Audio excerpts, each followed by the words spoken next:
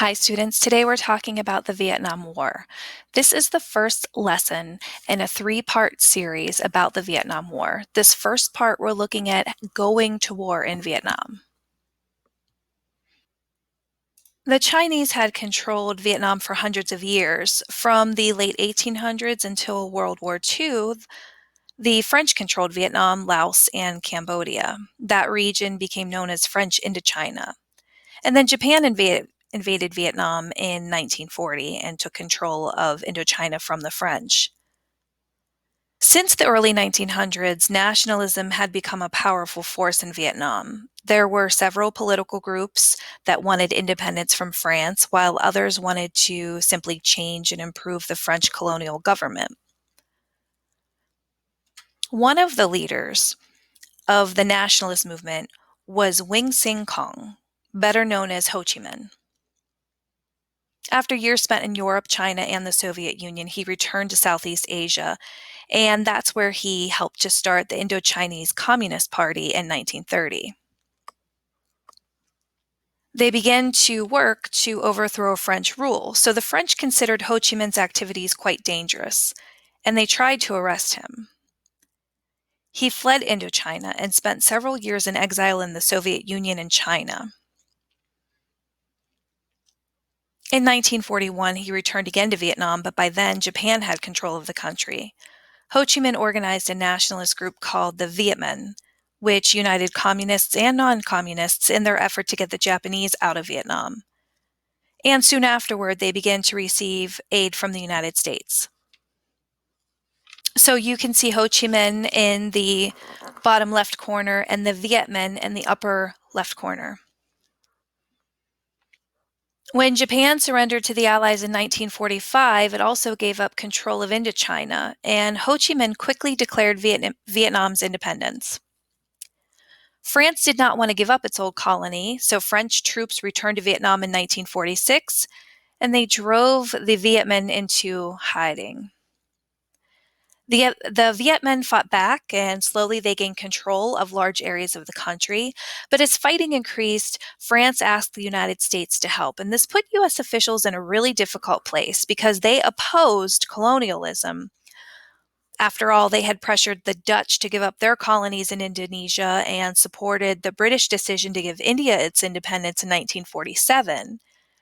The United States would not have normally supported France's colonization of Vietnam, but U.S. officials did not want communists to take over Vietnam. China had fallen to communism. If you recall, in the Korean War, communist forces in North Korea tried to take over the non-communist South Korea. And it was those events that helped convince President Truman to aid France. President Eisenhower continued Truman's policy. Eisenhower defended his decision with what became known as the domino theory. So let's take a look. This is the area of Southeast Asia that we're talking about, and the domino theory was just that. Right? Dominoes are those little rectangular game pieces. So when dominoes are lined up in a certain way, knocking the first one down makes the whole line of pieces fall down, one after another. And the domino theory, when applied to communism, looks like this. The domino theory held that if Vietnam fell to communism, that would be the first domino. The other countries in Southeast Asia would also fall to communism, like that line of dominoes falling over. Even with help from the United States, the French continued to struggle against the Viet Minh because they used guerrilla warfare. That type of warfare is composed of hit-and-run ambush tactics. They don't fight like regular armies, and they're difficult for regular armies to fight. They dress and they act like civilians, and they work in small groups. So they're able to hide, and then boom, they can make these surprise attacks. The Viet Minh caused many injuries and deaths, and the French were not successful in fighting them. So for these reasons, many people in France actually opposed the war. But the turning point of the conflict came in the mountain town of Dien Bien Phu. The French took over the town, blocking the Viet Minh's supply lines. They hoped to force the Viet Minh into open battle, but there was a huge Viet Minh force surrounding the city. On May 7, 1954, the French forces fell to the Viet Minh, and this loss was what finally convinced the French to leave Indochina. Diplomats met in Geneva, Switzerland, to negotiate the end of the conflict. The Geneva Accords divided Vietnam along the 17th parallel. The division was only meant to last for a limited amount of time. Ho Chi Minh and the Viet Minh controlled North Vietnam. A government that was friendly towards Western countries, like the United States, ruled South Vietnam. Ngo Dinh Diem, who was opposed to communism, led this government. French troops left the region soon after these negotiations, and the United States became the main protector of the new government in the South. Pictured in the center is Ngo Dinh Diem. You can see where the 17th parallel divides North Vietnam and South Vietnam. This is not to be confused with the 38th parallel that divided Korea. The Accords called for elections in 1956 to reunite the country under one single government, but the United States and other countries like the United States realized that when you have free elections, your guy doesn't always win. Diem refused to allow the elections because he was afraid he would lose to Ho Chi Minh. Eisenhower supported Diem's actions and increased aid to South Vietnam. Ho Chi Minh and the communists fought to reunite the nation. They organized a new guerrilla army of South Vietnamese communists. These were known as Viet Cong, as pictured here. Eisenhower sent hundreds of military advisors, right? But basically, they were just more troops sent to train South Vietnam's regular army. Many Vietnamese opposed Diem's government, and the Viet Cong continued to grow stronger. By 1961, the Viet Cong had established control over much of the countryside. When President Kennedy took office in 1961, he continued to support South Vietnam. He believed that Vietnam was a very important part of the battle against communism. Now, in 1961, the United States had about 2,000 military people in South Vietnam. By late 1963, the number had increased to about 15,000.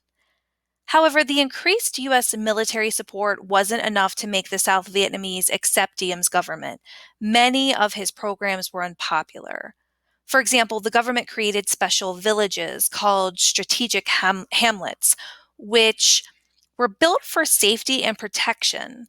The government moved many people to these hamlets, even though the people resented being forced to move from their homes. U.S. officials blamed Diem for the problems in South Vietnam. For example, Diem, a Catholic, made himself even more unpopular by discriminating against Buddhism, which was a major religion in Vietnam. In the spring of 1963, Diem banned using the traditional religious flags for Buddha's birthday.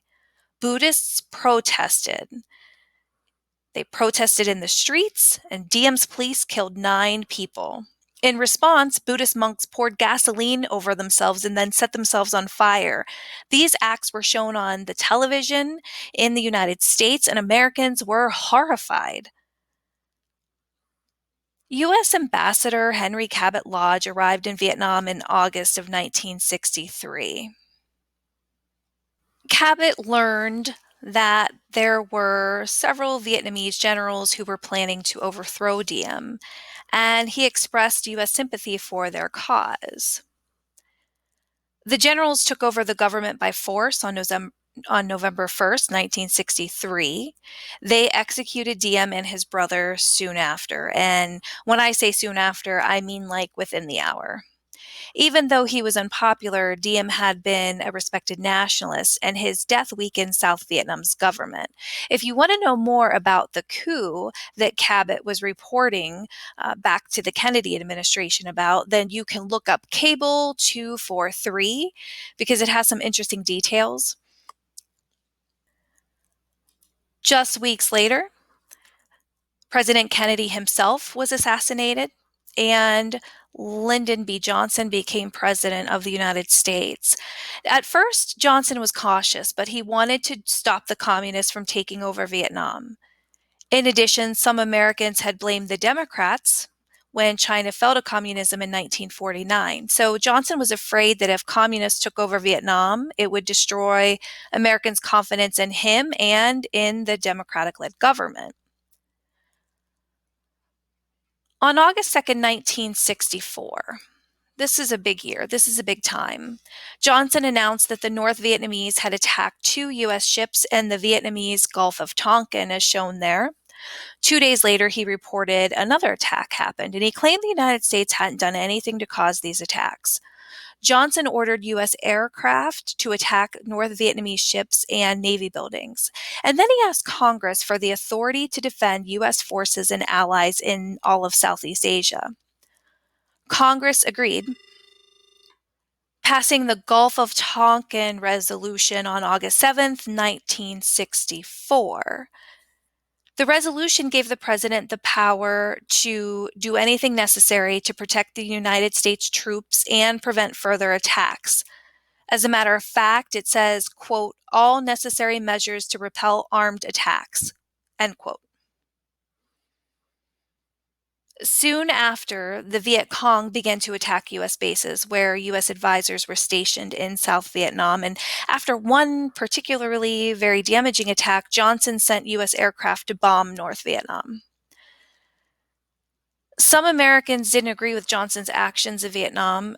For example, one of them was Undersecretary of State George Ball. He had supported involvement in Vietnam at first, but he later turned against it, and he warned that the United States should not get too involved there because it would be difficult to get out. Most Americans supported Johnson's actions. Most of his advisors also supported his actions. National Security Advisor McGeorge Bundy believed that success in Vietnam was important to protect U.S. interests. In March of 1965, Johnson again expanded U.S. involvement, and he ordered bombs to be dropped on North Vietnam, and he sent the first U.S. combat troops into Vietnam. By the end of 1965, more than 180,000 U.S. soldiers were fighting in Vietnam. In 1966, that number doubled. The U.S. military entered Vietnam with great confidence. The Viet Cong didn't have as many powerful weapons as the U.S. troops had. Instead, they used those ambushes we talked about, things like booby traps and other guerrilla tactics. These techniques caused a lot of damage. In addition, the Viet Cong looked and dressed like civilians. After an attack, the guerrillas could disappear by blending in with the general population. They disappeared before U.S. troops could even find them. The Vietnam War was one of jungle fighting. The United States troops basically needed a way to fight the Viet Cong more effectively. It was really hard to find enemy troops and destroy their supply lines when you were in the middle of a jungle and could barely see. U.S. troops wanted to force the Viet Cong out into the open. They could fight them more effectively if the Viet Cong had nowhere to hide. So U.S. planes dropped napalm, which is this jellied gasoline that explodes on contact.